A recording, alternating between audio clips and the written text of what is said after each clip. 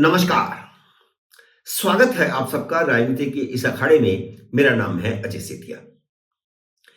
मित्रों, लालू प्रसाद यादव की छवि आपकी नजर में कैसी भी हो, भले ही एक भ्रष्ट नेता की हो, परिवारवादी नेता की हो या एक मस्खरे की हो, लेकिन वह राजनीति के धुरंधर खिलाड़ी हैं। वह राजनीति को शतरंज के खेल की तरह खेलते हैं। कोई बता नहीं सकता कि उनकी अगली चाल क्या होगी और उनका विरोधी कैसे शह पा जाएगा या मात भी हो सकती है। अब देखिए, बिहार में गठबंधन है और महागठबंधन जो इंडिया अलायंस के पहले का बना हुआ है, उसमें सीपीआई एमएल, सीपीआई, सीपीएम और कांग्रेस भी है। आरजेडी तो है ही, मुख्य दल है वहां का। तो इस गठबंधन में सीट शेयरिंग होना है लोकसभा का, तो कांग्रेस 11 लोकसभा सीटें मांग रही है। हालांकि पिछली बार आरजेडी ने उसे 9 सीटें दी थी।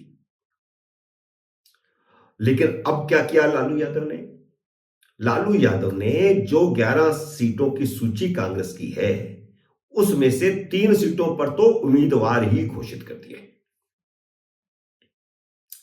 और 1 सीट गठबंधन में सीपीआई को अलॉट कर दी। अब गठबंधन में सीटों का अलॉटमेंट होना है, मीटिंग होनी है, बातचीत होनी है, बार्गेनिंग होनी है। कांग्रेस उसको टाल रही थी तो लालू यादव ने कहा टालते रहो। उन्होंने वामपंथी दलों के साथ समझौता कर लिया, उनको सीट अलॉटमेंट कर दी। तो सबसे पहले तो बेगूसराय सीट है जो कांग्रेस के लिए अति महत्वपूर्ण सीट थी, उसे उन्होंने सीपीआई को दे दिया और वामपंथियों के साथ बाकी सीट शेयरिंग भी कर लिया। खड़गिया सीपीआई एम को दे दिया, आरा, नालंदा और कराकाट सीपीआई एमएल को दे दिया। अब बिहार में सीपीआई और सीपीएम से ज्यादा मजबूत सीपीआई एमएल है। हालांकि वह 7 लोकसभा सीटें मांग रही है, लेकिन फिलहाल 3 सीटें दे दी गई हैं, आरा, नालंदा और कराकाट। बाकी पर अभी बातचीत होनी बाकी है। बेगूसराय और उसके अलावा पूर्णिया, औरंगाबाद और कटिहार, ये 4 सीटें कांग्रेस की 11 की सूची में थी। कांग्रेस बेगूसराय सीट कन्हैया कुमार के लिए मांग रही थी, पूर्णिया सीट पप्पू यादव के लिए मांग रही थी, औरंगाबाद सीट पूर्व राज्यपाल निखिल कुमार के लिए, और कटिहार तो आपको पता ही है कि तारिक अनवर की सीट है। तारिक अनवर वहां पर कई बार जीते हैं और उनको चुनाव लड़ना ही है। वे कांग्रेस के वरिष्ठ नेताओं में से एक है। भले ही शरद पवार के साथ वो एनसीपी में चले गए थे, लेकिन अभी उनको कांग्रेस में लौटे हुए भी 5-7 साल हो गए हैं, तो उनको चुनाव लड़वाना है कांग्रेस को। तो कांग्रेस की जो सूची है उसमें ये 4 तो बड़े नेता हैं। लालू यादव ने कटिहार को छोड़कर बाकी तीनों सीटों पर उम्मीदवार घोषित कर दिए। कटिहार, वाल्मीकि नगर और सीवान सीटों पर भी सीपीआई एमएल का दावा है।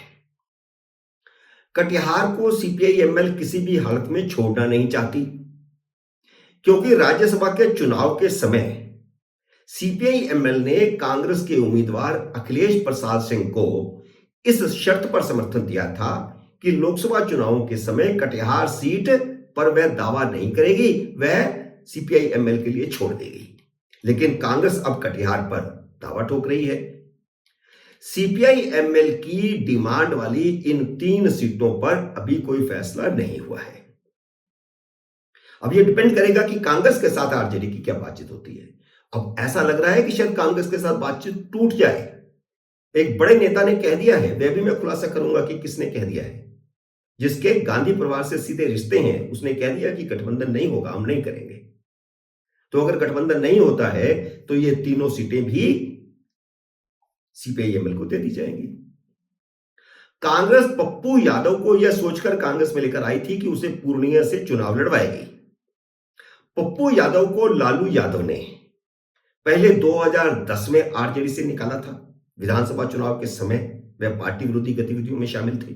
फिर 2015 के चुनाव में भी निकाला और 2020 के चुनाव में पप्पू यादव ने अपनी पार्टी बना ली और अपनी पार्टी के 40 उम्मीदवार खड़े कर दिए, जिससे आरजेडी को हराने का काम किया। अब लालू यादव ये कैसे बर्दाश्त कर सकते हैं कि जिसे उन्होंने अपनी पार्टी से एक नहीं दो दो बार निकाला, वह कांग्रेस के रास्ते इंडिया अलायंस में शामिल होकर के टिकट पा जाए।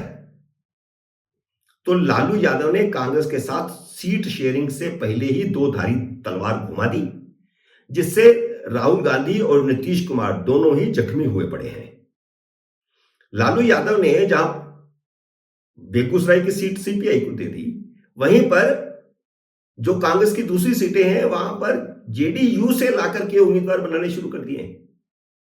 लालू यादव ने जेडीयू की विधायक बीमा भारती को 24 मार्च को आरजेडी में शामिल करवाया और तुरंत पूर्णिया से आरजेडी का उम्मीदवार बना दिया, टिकट भी दे दी।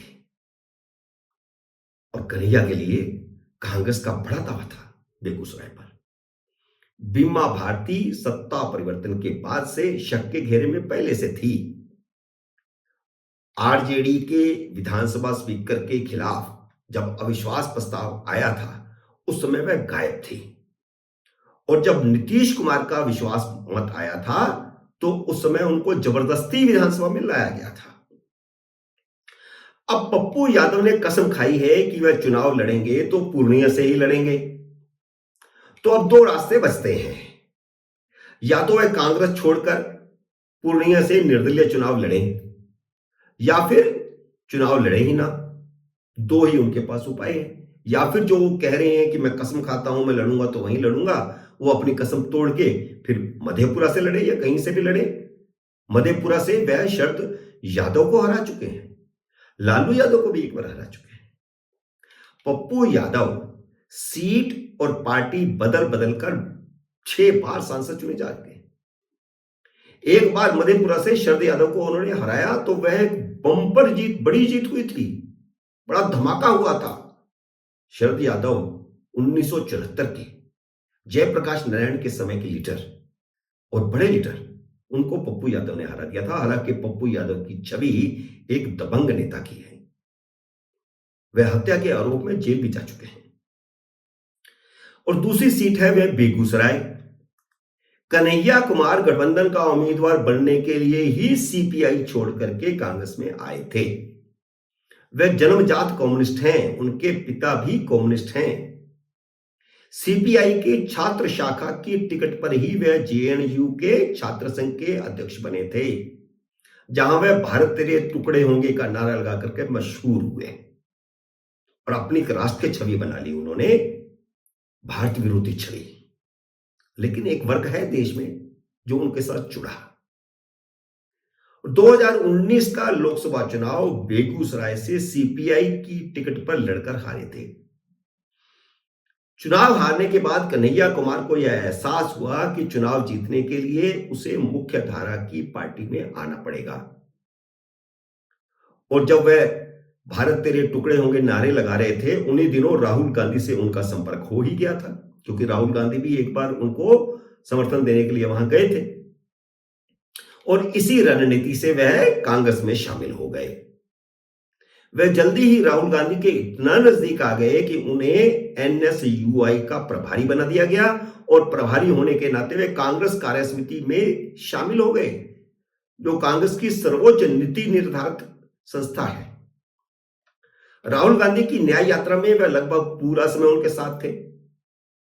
लेकिन सीपीआई कन्हैया की बेवफाई से जरी भुनी बैठी थी। उसने लालू यादव से सीधी बात की। सीपीआई के महासचिव डी राजा ने सीधी बात की लालू यादव से और कहा कि बेगूसराय सीट हमें हर हालत में चाहिए। और लालू यादव भी नहीं चाहते थे कि कन्हैया कुमार बिहार में उनके बेटे तेजस्वी यादव के विकल्प के रूप में उभर आए, क्योंकि वह एक नेता के रूप में उभारे जा रहे थे कांग्रेस की तरफ से। इसलिए लालू यादव ने कांग्रेस से सीट शेयरिंग की बातचीत के बीच ही बेगूसराय सीट सीपीआई को दे दी, जहां सीपीआई ने अवधेश राय को उम्मीदवार घोषित किया है। अवधेश राय यादव हैं। वैसे बेगूसराय भूमिहार सीट है, 4.5 लाख से ज्यादा वोटर भूमिहार हैं, जबकि अवधेश राय यादव है। तो अब ये कुछ समझ नहीं आ रहा कि कहानी क्या है। असल में पिछली बार भारतीय जनता पार्टी के भूमिहार गिरिराज सिंह ने भूमिहार कन्हैया कुमार को 4,22,000 वोटों से हराया था। उन्हें 56% वोट पड़े थे, जबकि कन्हैया कुमार को सिर्फ 22% वोट पड़े थे। तो यह माना जाता है कि यह 22% जो वोट है वह सीपीआई का अपना वोट है। इसमें आरजेडी का वोट नहीं है, क्योंकि आरजेडी का उम्मीदवार उस समय था तनवीर हसन, और तनवीर हसन भी 16% वोट ले गए थे, तीसरे नंबर पर रहे थे।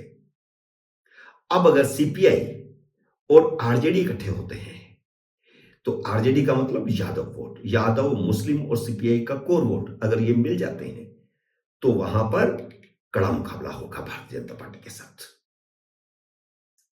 भूमिहार सीट पर मुस्लिम यादव अगर इकट्ठे होते हैं और उसमें सीपीआई के वोट या सीपीएम के वोट, सीपीआई एमएल के वोट, जो एक ही धारा के वोट हैं, वे सब एकजुट हो जाते हैं तो कड़ा मुकाबला यादव उम्मीदवार दे सकता है।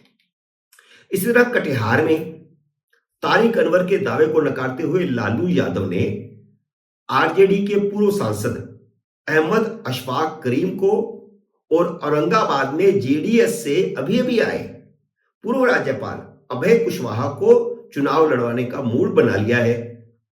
संकेत दे दिए हैं कि ये उनके औरंगाबाद से और कटिहार से उम्मीदवार होंगे। औरंगाबाद के पूर्व कांग्रेसी सांसद और पूर्व राज्यपाल निखिल कुमार ने तो यहां तक कह दिया है कि अगर आरजेडी ने पिछली बार वाली सीटें नहीं दी तो गठबंधन नहीं होगा। तो इसका मतलब यह है, पहले 15 मांग रही थी, फिर 11 पर आई थी, फिर 10 पर थी, तो पिछली बार सीटें लड़ी थी 9। इसका मतलब है 9 जो है उनका कट आउट है। लेकिन लालू यादव 9 देने के मूड में नहीं है, वह 6-7 सीटों में कांग्रेस को निपटाना चाहते हैं। देखते हैं क्या होता है।